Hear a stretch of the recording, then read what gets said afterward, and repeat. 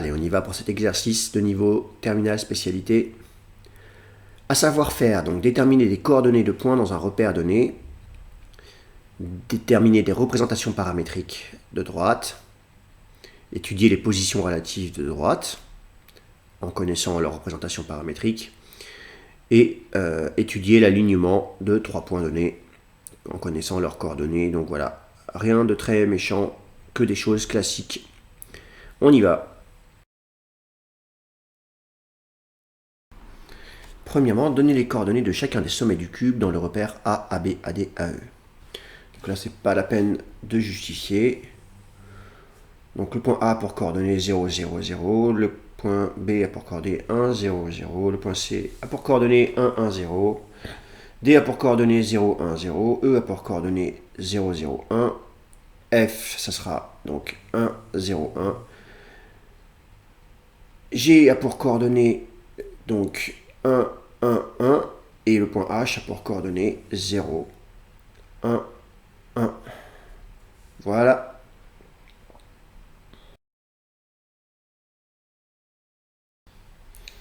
Deuxième question, calculer les coordonnées des points M et N dans ce repère. Alors, nous, on va commencer par M. De l'énoncé, on sait que BM est égal à 1/5 de vecteur BE.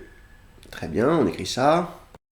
Pour exprimer les coordonnées du point M dans le repère A, AB, AD, AE, il va falloir exprimer le vecteur AM en fonction des vecteurs AB, AD, AE. Donc ce qu'on peut faire ici, il y a certainement plusieurs manières de faire.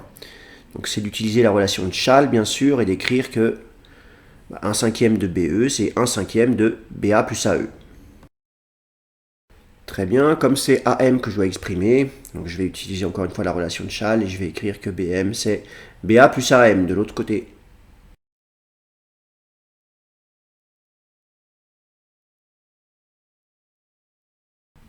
Très bien, je passe le BA à gauche, je le passe à droite.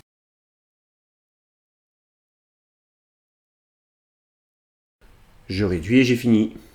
AM est égal à 4/5 de AB plus 1/5 de AE et 0 AD.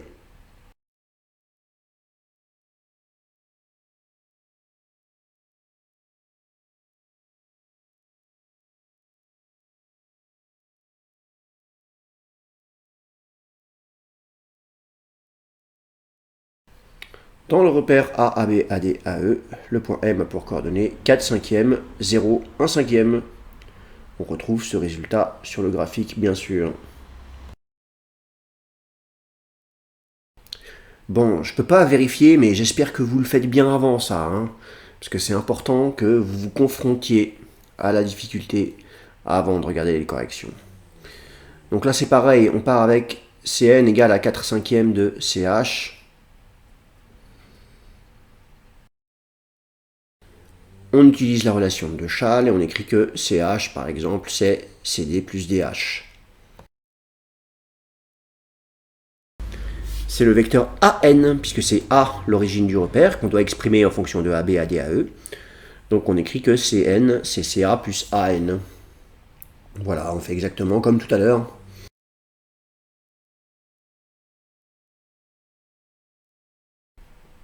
Donc je passe le Ca de l'autre côté, ça devient moins Ca, donc AC. Voilà, on n'a pas tout à fait terminé. On va écrire que AC, c'est AB plus BC.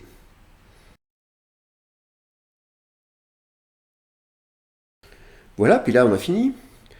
AN est égal à 1/5 de AB plus AD plus 4/5 de AE, puisque je rappelle que c'est un cube, et que BC égale AD en vecteur.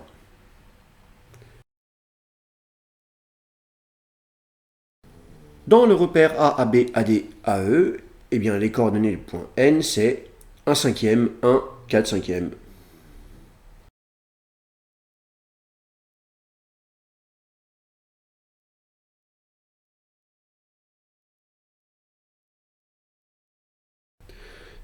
De B, déterminer une représentation paramétrique de la droite Mn dans ce repère. Voilà, ça fait vraiment partie des choses qu'il faut absolument savoir faire en terminale. Spécialité, donc maintenant qu'on a les coordonnées de m et de n, donc on en déduit immédiatement bien sûr les coordonnées du vecteur mn. Donc ça sera moins 3 cinquièmes, 1, 3 cinquièmes.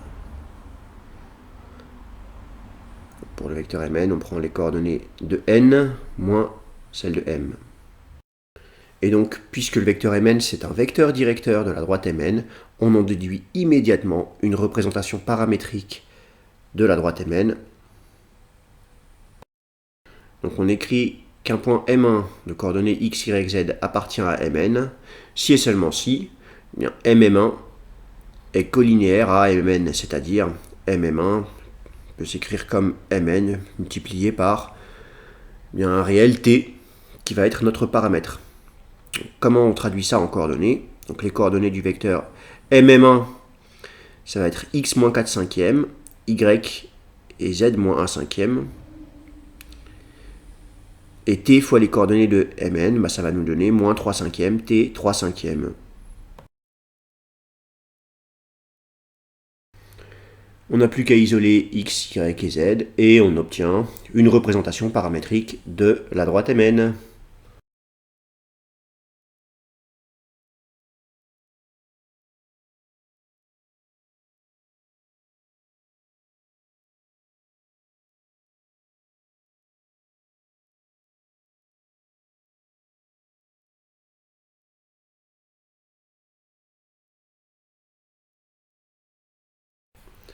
Justifier que les droites mn et bc sont séquentes et déterminer les coordonnées de leur point d'intersection P.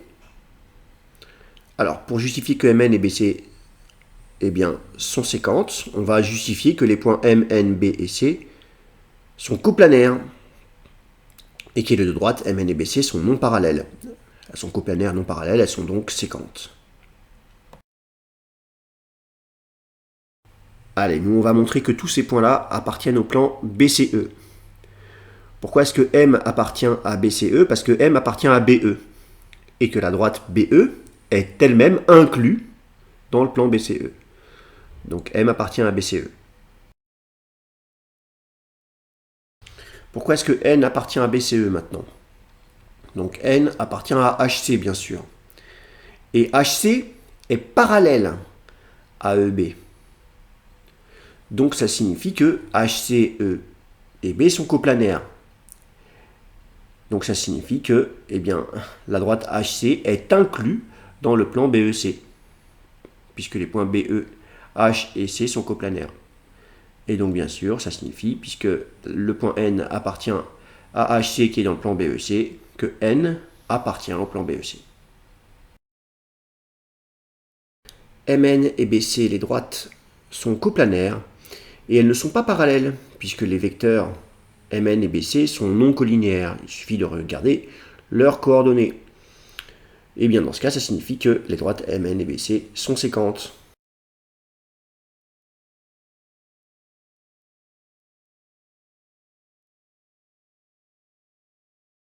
Voilà, maintenant on va déterminer une représentation paramétrique de la droite BC. Alors on a très rapidement un vecteur directeur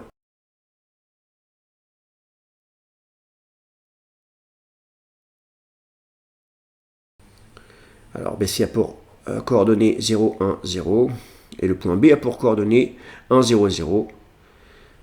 On en déduit immédiatement une représentation paramétrique de la droite BC. Alors le point P appartient à Mn inter BC. Donc c'est l'intersection des deux droites, si et seulement si, les coordonnées du point P vérifient à la fois la représentation paramétrique de la droite BC et celle de la droite Mn. On l'a trouvé juste avant.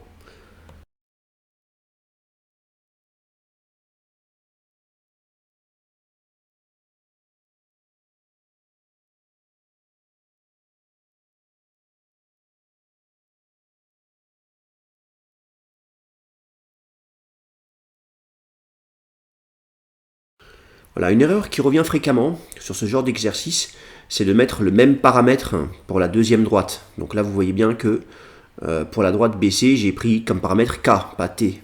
D'accord? Voilà, donc là, on doit chercher donc T. Dans un premier temps, la première ligne XP nous permet de trouver T assez facilement. On voit que c'est moins un tiers. La deuxième ligne nous donne que K égale T, donc K égale moins un tiers. Et on est conforté. La troisième ligne nous donne T égale moins un tiers. Si on avait trouvé autre chose, ça aurait voulu dire que les droites ne sont pas séquentes. Donc là, on est rassuré, on trouve bien la même chose. C'est bon, elles sont séquentes. Donc T égale moins un tiers et K égale moins un tiers. Une fois qu'on a fait ça, on prend par exemple K égale moins un tiers et on va remplacer K par moins un tiers dans la représentation paramétrique de BC. Ça nous donne les coordonnées du point P tout simplement. 1 moins un tiers, 0.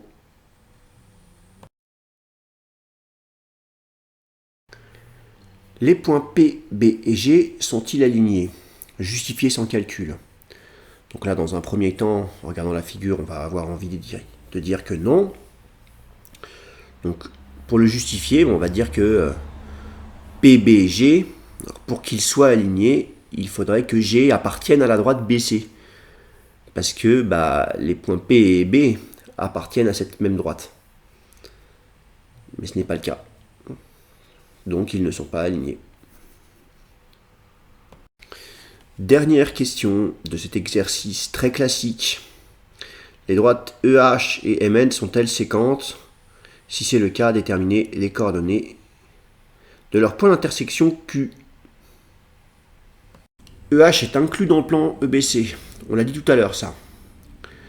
MN étant également inclus dans le plan EBC, eh bien ça signifie que les droites EH et MN sont coplanaires.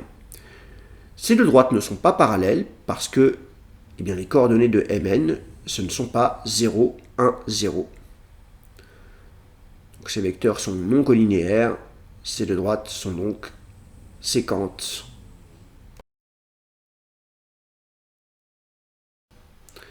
Donc on a déjà un vecteur directeur de H, ça sera le même que BC, le vecteur de coordonnées 0, 1, 0.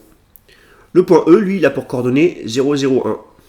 Donc on en détermine une représentation paramétrique de EH assez facilement. Alors, c'est dommage, j'ai mis P1 à la place de Q. Bon, c'est pas très grave. P1 appartient à l'intersection des deux droites, si et seulement si. Donc les coordonnées du point P1 vérifient à la fois la représentation paramétrique de la droite EH et celle de MN. Voilà, donc on a un petit système à résoudre. Encore une fois, il faut trouver la valeur des paramètres. Voilà, donc si vous avez ce genre de choses à faire, donc vous voyez là, la première ligne nous donne donc 4 tiers pour T.